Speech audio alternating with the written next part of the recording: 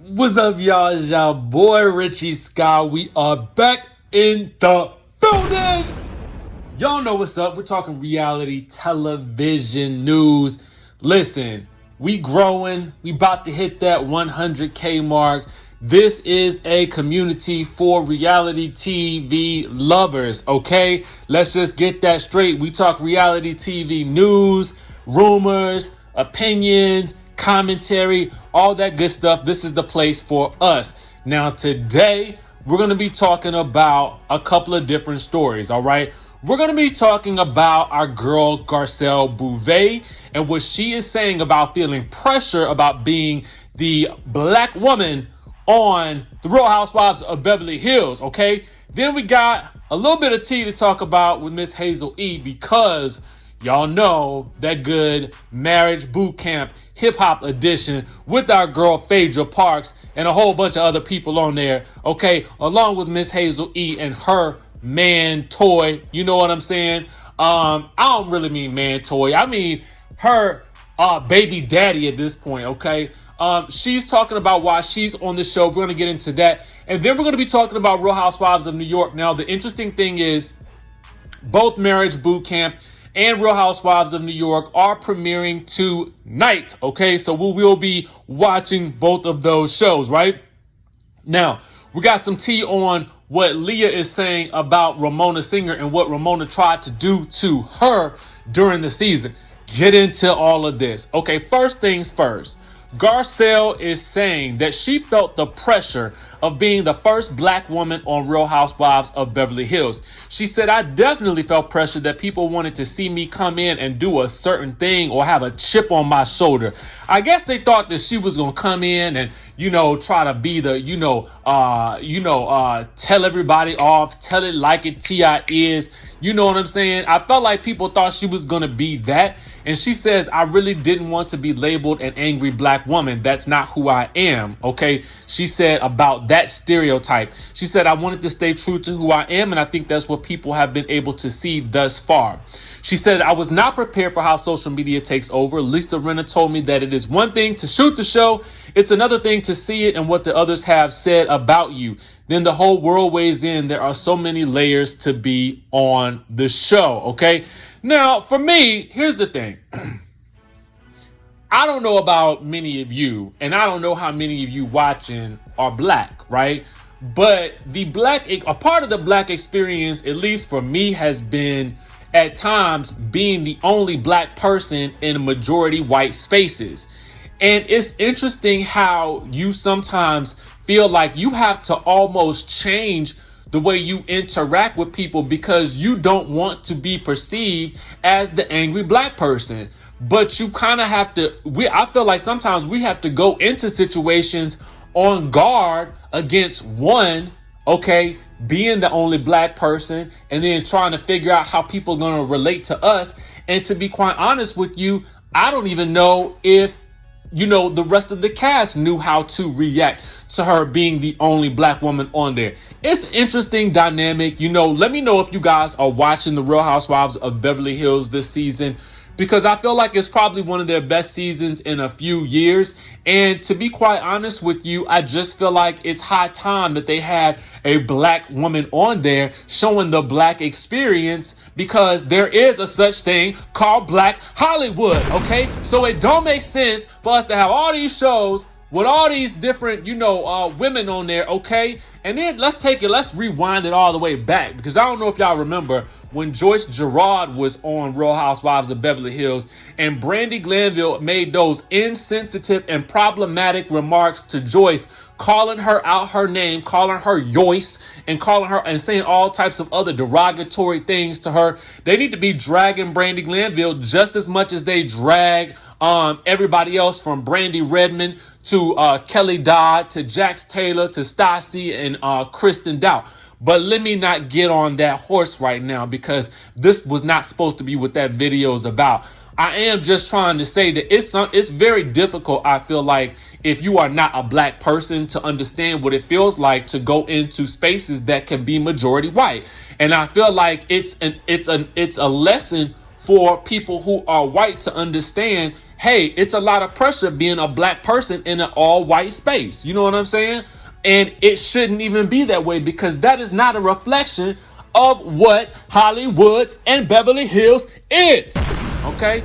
Now that I'm off that, moving right along, let's go on over to Hazel-E talking about why she's on marriage boot camp, okay?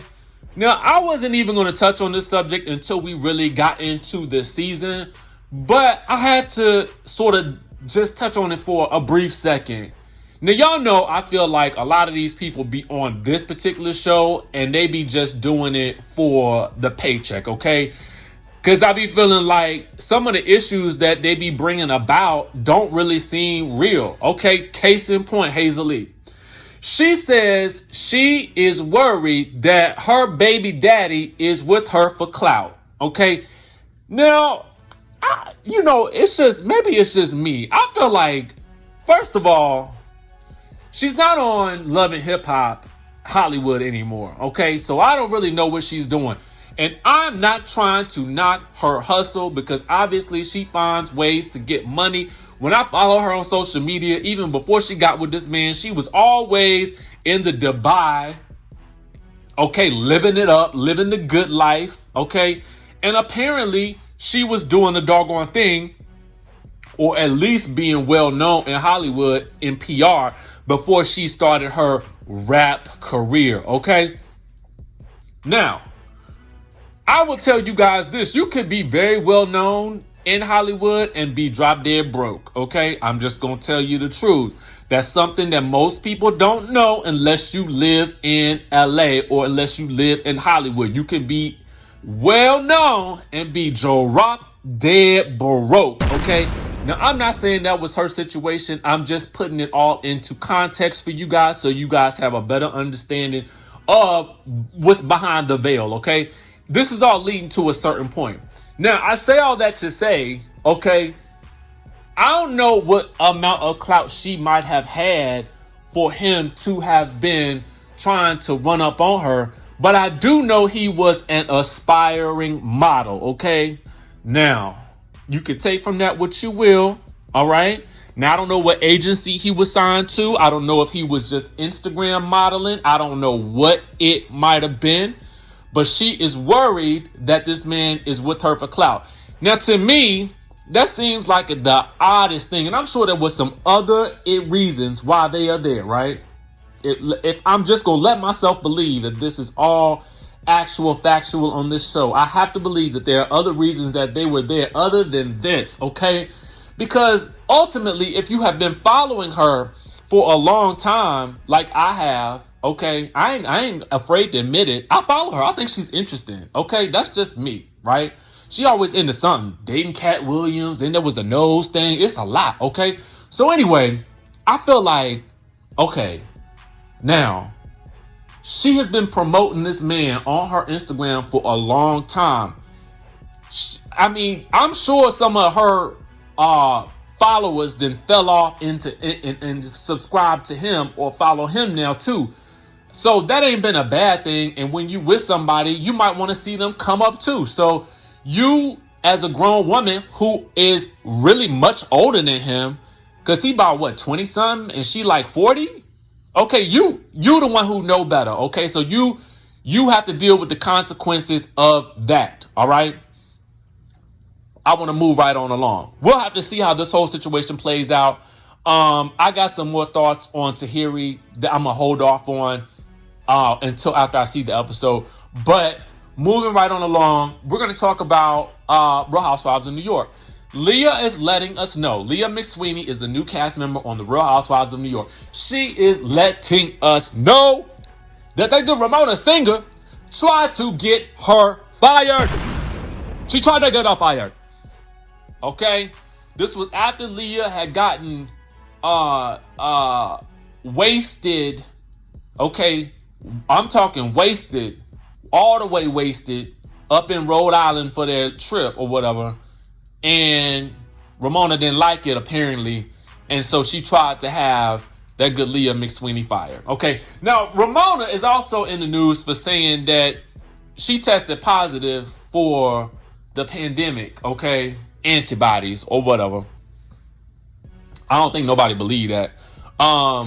Because of the timeline for what she said that she did, because I don't even know if they was testing for the antibodies back then when she said it. But anyway, that is some low down, dirty type stuff right there. I can't stand when I hear about somebody trying to stop somebody else's bag. That's just something that you just don't do. You know what I'm saying?